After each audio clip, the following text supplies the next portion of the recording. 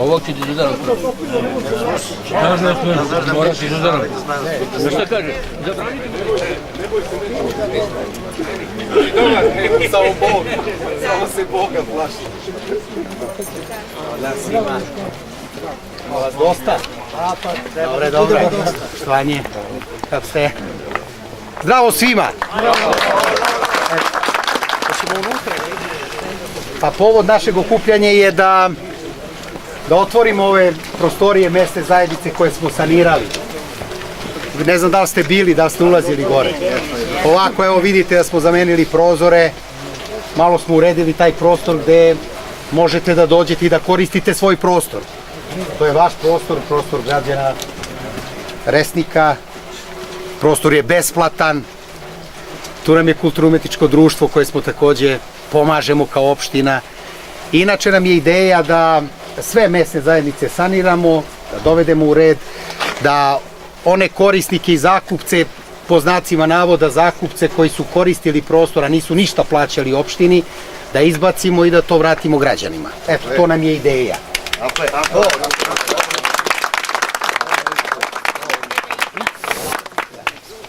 U ovom drugom delu, kao što vidite, prozori nisu zamenjeni, tu ćemo policijsku stanicu i u toku je postupak javne nabavke za sanaciju krova i ovog dela tamo i bit će nam tu policijska stanica, nadamo se veoma brzo, ne smem rok da kažem kada će biti.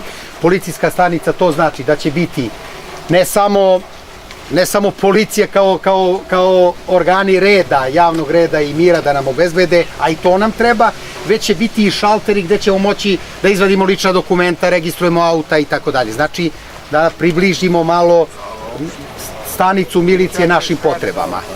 Eto, to nam je ideja.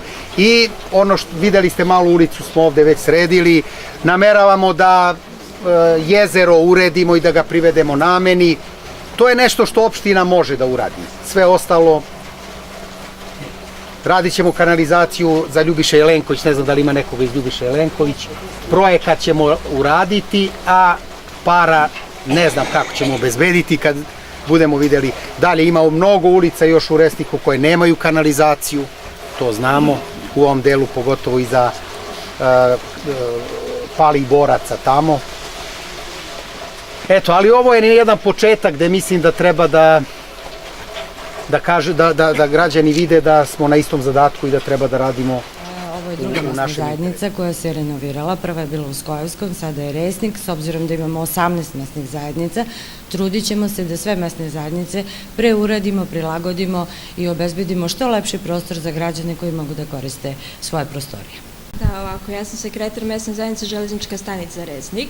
Korisnici ovog prostora, ovako lepo uređenog, bit će škola, večernja škola Đuro Salej, zatim tu će biti klub penzionera, neki šahovski klub eventualno, kud Mladost, Avala, i kao što će biti neki održavane neke predstave, odnosno neke pesničke večeri. Kao novo izabrani predsjednik mesne zajednice Železnička stanica, hteo sam da se zahvalim opštini Rakovica i predsjedniku Miličkoviću i njegovom timu što su našli sluha da konačno neko radi nešto za Resnik.